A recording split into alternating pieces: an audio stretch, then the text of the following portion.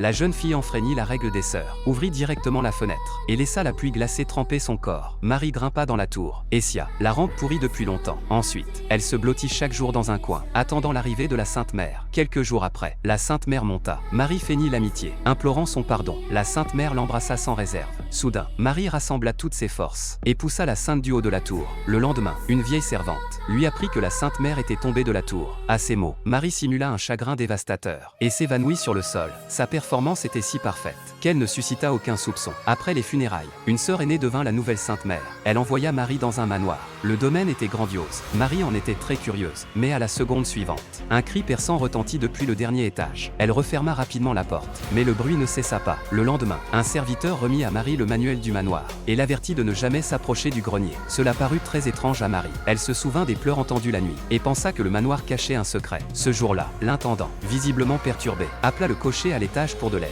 Quand Marie les suivit, elle découvrit un homme au visage difforme, attaché à une chaise. Il se débattait furieusement, tentant de se libérer de ses liens. C'est alors que Marie, comme guidée par une force, posa sa main sur la tête de l'homme.